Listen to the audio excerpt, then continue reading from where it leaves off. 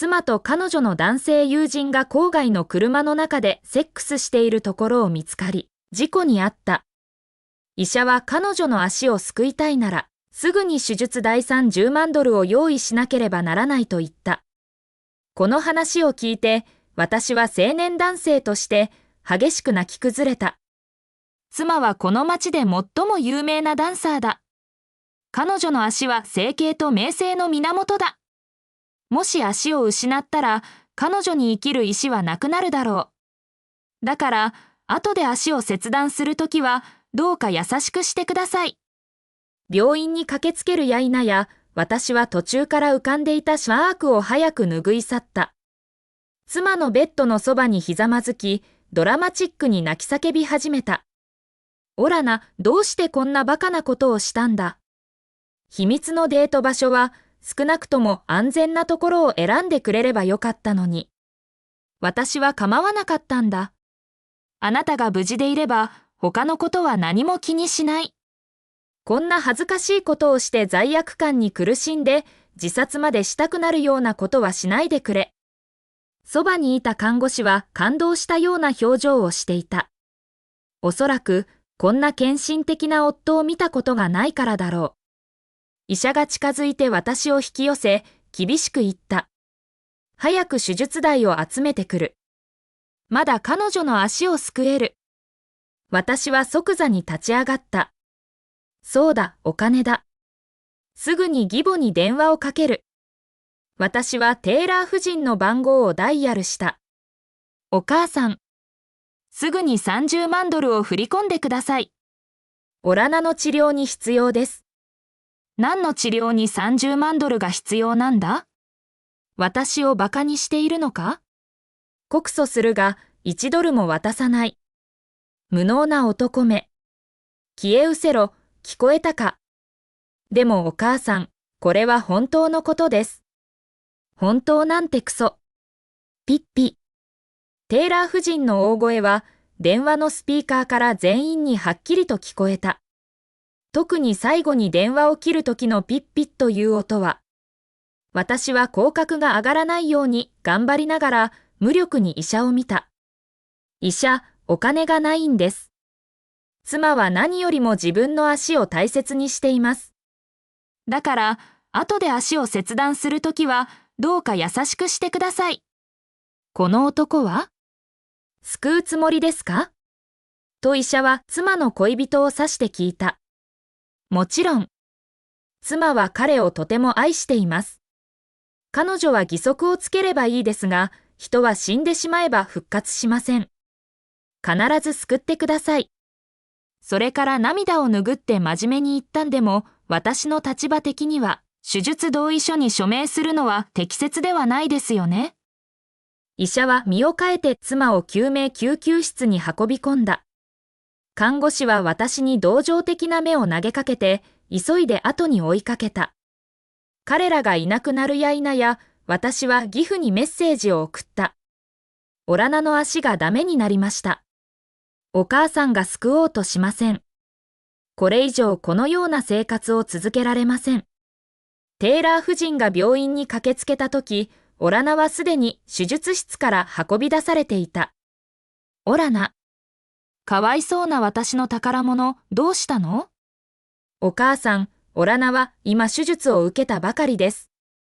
大声を出すと彼女の具合が悪くなりますと私は柔らかく言った。テイラー夫人は頭を上げて私を見ると、すぐに目に悪辣な光を宿した。事故に遭うのはあなたの方が良かったのに。ここに顔を出す勇気があるのか。オラナがこんな状態になったのは、あなたのような無能な男と結婚したからだ。そんなに能力があるんなら、早くオラナの治療費を払え。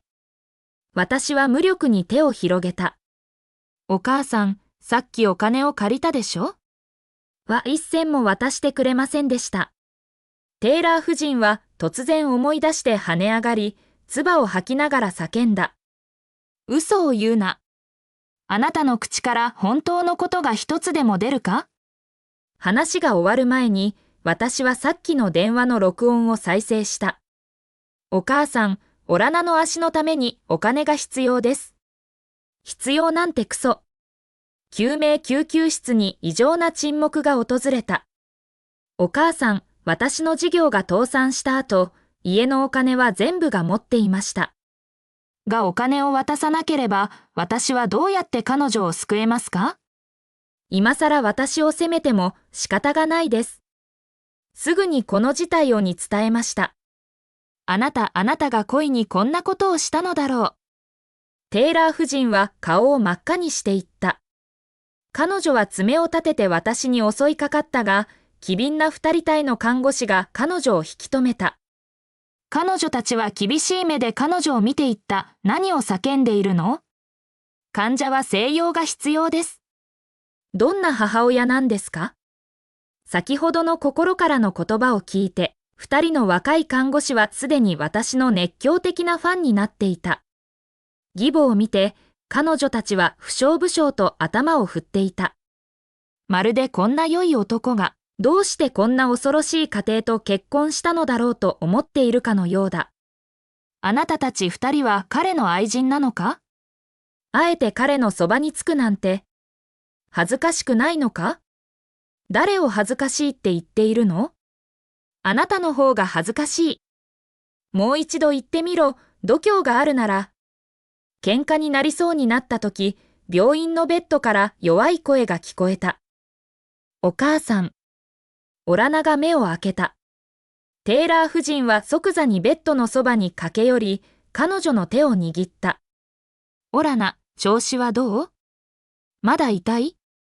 お母さん、遅くなってごめんね。涙を拭った後、彼女は怒って私を指さした。あなたがこんな無能な男と結婚したいと頑張るからこうなったのよ。もし彼が車までなくさなければ、あなたは生徒を教えに行くのにタクシーを乗る必要はなかったでしょ？私の生徒は、そうだ、アダムはどうしたの？大丈夫？アダムって誰？とテイラー夫人は困惑して聞いた。私は親切に説明したオラナをレッスンに送っていた人です。車からすぐに救助された聞きました。衣服を着ていなかったので、早く引き出せたそうです。あなた。テイラー夫人は指を震わせて私を指さした。あえて私の娘をこんなに中傷して侮辱するのか。この口を引き裂いてやる。喧嘩をやめて。アダムに会いに行かなければ。オラナは焦って毛布を剥ぎ取ったが、下には空っぽだった。私の足はどこにいるの？オラナは鋭い悲鳴を上げ、声に痛みがにじんでいた。私は悲しそうに顔を覆った。嬉しい表情が見られるのを恐れて。オラナの足はどこにいるの？テイラー夫人は慌ててベッドの周りを触り回し、オラナは花瓶を叩き割ったり、物を投げたりし始めた。知っている。きっとあなただ。この野郎がオラナを傷つけた。オラナの充血した目は即座に私を向け、復讐をしたのだと疑った。私は慌てて手を振った。オラナ、あなたが目を開ける前に、すでにお母さんにこの状況を話しました。ここの医者たちは全部はっきり聞いています。家庭の経済状況は他の人に知られていないことをあなたは誰よりもよく知っています。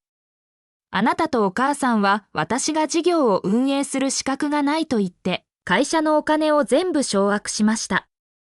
家のお金は全部お母さんの手にあります。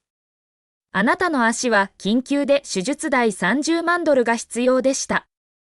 私はお母さんに借りるしかなかったですが、渡してくれませんでした。救わなかったのはお母さんです。私は無能です。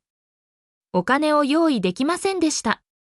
私は即座に録音を再び再生した。その必要なんてクソ。という言葉は閣外に大きく響いた。オラナの顔はだんだん暗くなり、それからしっかりと母親を見つめた。誰でもテイラー夫人が自分の楽しみだけを考えていることが聞き取れた。彼女はオラナのために保管するという名目で家のお金を全部持ち逃げしていた。今ではオラナの足を救う決定的な機会を逃す原因になっていた。テイラー夫人は即座に地面にひざまずいて泣き叫んだ。ああ、オラナ。これはあなたの悪党みたいな夫が2人を欺いたのだ。彼は事の割合をはっきり説明してくれなかった。うんざりだ。オラナは怒りで全身を震わせながら母親を指さして叫んだ。出て行け。どうしてこんな言い方をするの、娘。突然、テイラー氏が部屋に激しく入ってきて、慌ててオラナを呼んだ。お父さん。テイラー氏はオラナの空っぽのズボンの足を見て動けなくなった。彼はよく他人に自分の娘がどれだけダンスがうまく、どれだけの賞を獲得したか自慢していた。彼の現在のゆとりのある裕福な生活は、すべてこの宝物の娘のダンスの足のおかげだった。多くの役人たちは、オラナに自分の子供をダンスを教えてもらいたいため、しきりに贈り物をしていた。今、彼女の足はなくなった。すべてがなくなった、すべてが台無しになった。アラナの父、よかった。早く私たちの息子インローを始末してくれ。彼は私たちの家族全体を滅ぼそうとしている。パチン。テイラー氏からテイラー夫人の顔にはっきりとした平手打ちが落ちた。私の名前はケーレブ・フロスト。かつては成功した起業家だった。若くて実績のある起業家の一人だった。5年前、ディナーパーティーでオラナに出会った。当時彼女はまだ大学生だった。私は高校を中退して起業したので、オラナのような教養があり美しい女の子には全く無防備だった。当時の彼女はまるで白い花のように純粋に見えた。私は深く恋に落ちた。彼女は私が今までで最も才能があり、優しく、純粋な女の子だと真に信じていた。私は熱烈に彼女を追い求めた。彼女の家族は芸術大学に行くことを支持せず、弟の教育費を払いたいだけだった。中退するように言われたその夜、彼女は泣きながら私のもとに来た。その夜、二人は少し飲んで、結局一緒に寝た。それ以来、私は彼女の勉強を全力で支援するようになった。率直に言えば、私は基本的に彼女のサガディでした。